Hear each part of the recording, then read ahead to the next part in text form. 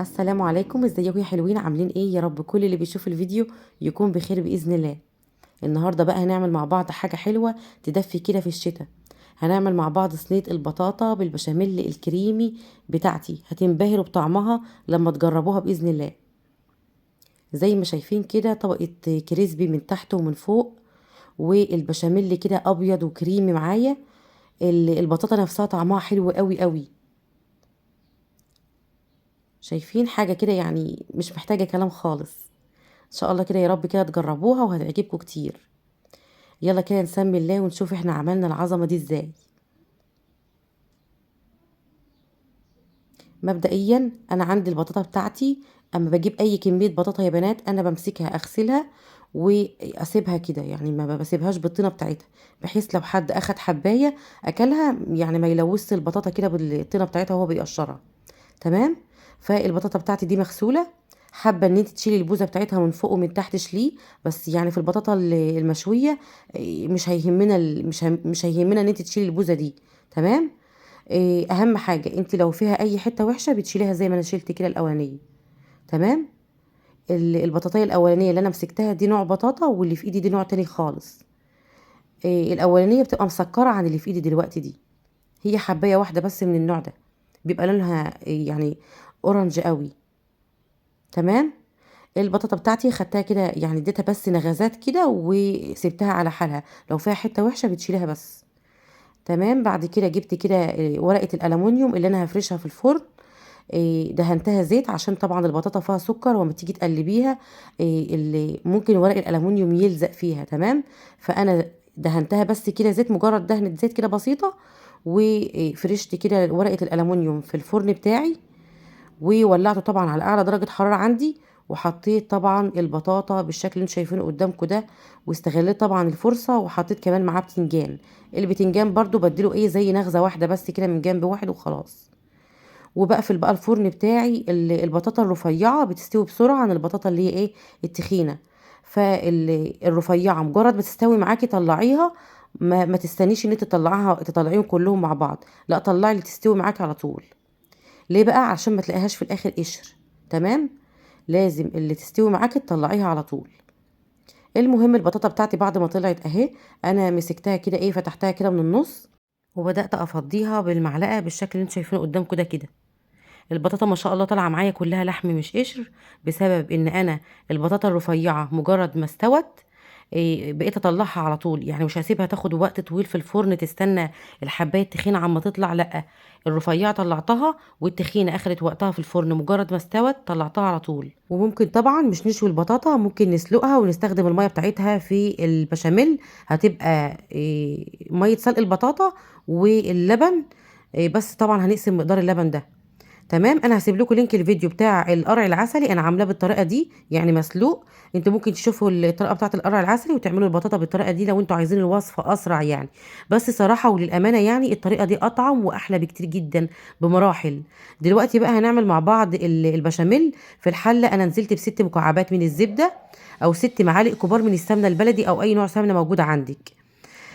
نزلت كده ب6 مكعبات، وعليهم 4 معالق كبار من الدقيق ومعلقه كبيره من النشا. تمام. معلقه كبيره من النشا. بعد كده طبعا كل معلقه دقيق او نشا بتاخد قصاد منها معلقه سمنه او زبده، بس انا ضايفه مكعب زبده زياده. تمام. بعد كده مجرد اقلب بقى اقلب كده في الدقيق، والدقيق بتاعي يتحمص معايا واشم ريحته. طبعا ايدي فيه عشان ما يتلسعش مني. وانزل عليه بلتر كامل من اللبن. لتر من اللبن. اللبن بتاعي طبعا كان بارد فانا ضفته وقلبته، وبعد كده رحت جبت الكريم شانتيه. ما كانش هاممني عشان طبعا اللبن بتاعي بارد فمش هيربط معايا بسرعه.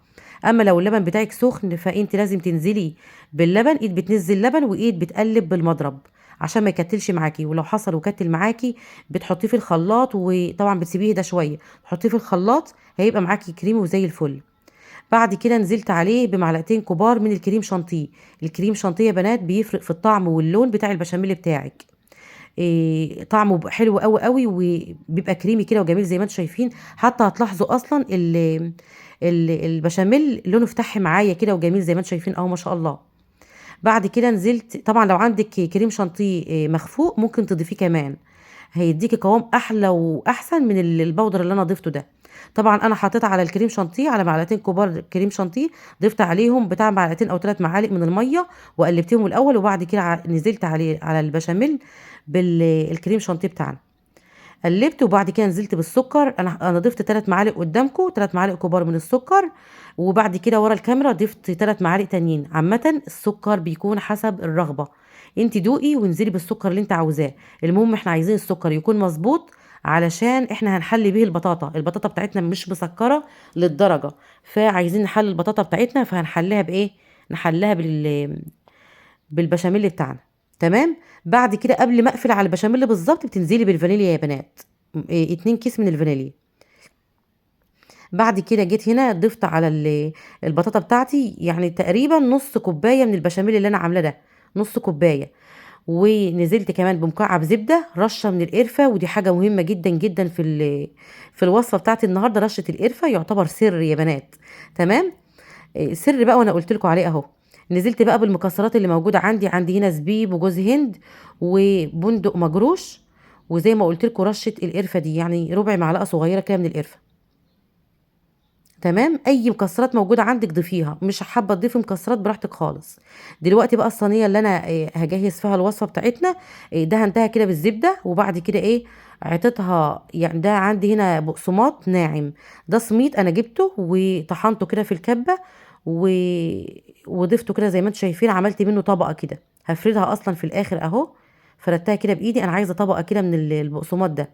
ما تجيبوش البقسماط اللي بيجي من السوبر ماركت او من عند العطار، لان طبعا فيه ملح، احنا عايزينه ساده، ما يكونش فيه ملح ولا بهارات. تمام. عملت منه كده طبقه خفيفه فوق الزبده، وبعد كده نزلت بطبقه بشاميل، طبقه خفيفه كده من البشاميل. انا كان ممكن اكتر البشاميل اكتر من كده، بس صراحه خفت ان البشاميل بتاع الوش اثر فيه ان هو يبقى قليل ولا حاجه. فانتوا لا، حطوا طبقه كده خفيفه من البشاميل وافردوها عادي. تمام. انا خفت بس تكون قليله ولا حاجه، بس هي كانت تجيب معايا هنا وهنا، تجيب تحت وفوق. بعد كده نزلت كده بالبطاطا بتاعتي، شايفين ما شاء الله جميله ازاي. انا ضايفه في البطاطا على فكره مكعب من الزبده، مش عارفه قلت لكم ولا لا، بس قطعته كده بايديا عشان يسيح كده مع البشاميل في البطاطا اللي انا قلبتها نفسها. بعد كده نزلت كده بطبقه البشاميل بتاعتي كده على الوش اهي، ما شاء الله، يعني حاجه كده، يعني ما تقولوش بشاميل، تقولوا كريمه. ما شاء الله لونه جميل جدا جدا وطعمه تحفه. نزلت كده بطبقة البشاميل اهي، ووزعتها كده كويس جدا على وش البطاطا بتاعتي اهو. بعد كده بقى هنزل ببقية البقسماط بتاعي دول يا بنات، 3 معالق كبار مليانين من البقسماط، سميت وانا طحنته، وزي ما انتم شايفين اهو استخدمته في الوصفة بتاعتنا عادي خالص. تمام. وزعت بقى البقسماط ده على وش الطاجن بتاعي بالشكل ده، او على وش الصينيه بتاعتي بالشكل اللي انتم شايفينه قدامكم ده كده. بتهزي كده، ما تقلقيش، مش هتقع منك ولا اي حاجه. بعد كده جبت كده مكعبين كده من الزبده، ممكن تسيحيهم وتوزعيهم كده على وش الصينيه بتاعتك، ممكن ما تحطهمش خالص. ممكن تقطعيهم زي ما انا عملت كده. طبعا يا بنات ممكن تعملوا بشاميل من فوق ومن تحت، مش لازم السميط او البقسماط قصدي. بس ممكن تضيفي بس كده البشاميل وخلاص. لكن اضافه البقسماط هنا بتدي، يعني بتخلي فيه قرمشه كده بسيطه وطعم جميل جدا جدا. جربوها بس زي ما انا بقول لكم كده، حاجه كده جميله. بعد كده دخلت الصينيه بتاعتي الفرن، مجرد كده بتاخد لون كده من الاطراف، يعني هي تقريبا ربع ساعه. بديها كده بحمرها كده من على الوش، بس طبعا ببعدها بعيد عن الشوايه عشان ما يتحرقش معايا، لان بتاخد لون بسرعه جدا. هنا باين قدامكم ان الزبده تحسوها ملسوعه او محروقه شويه، لا هي لونها فاتح، مش لونها غامق، هي لونها بني فاتح، وطعمها جميل، مش محروقه ولا اي حاجه خالص، هي باينه بس كده في الفيديو. تمام. بعد كده سبت صينيه البطاطا بتاعتي كده هدت بس، يعني هي دلوقتي دافيه ويايا. طبعا عشان احنا طبعا في البرد، فعايزين ناكلها دافيه تدفينا. عايزين بقى تسيبوها تبرد تماما، او تاكلوها سخنه مولعه نار، براحتكم خالص. انا هنا سبتها تهدى، وبعد كده قطعتها بالشكل اللي انتم شايفينه قدامكم ده، حاجه كده كريمي بتدوب في البق، الكريسبي كده من فوق ومن تحت. جربوها بجد هتعجبكم كتير جدا جدا. اتمنى طبعا الفيديو يعجبكم، لو عجبكم بقى الفيديو بالله تضيفوا لي لايك وشير وسبسكرايب طبعا للقناه. مع السلامه.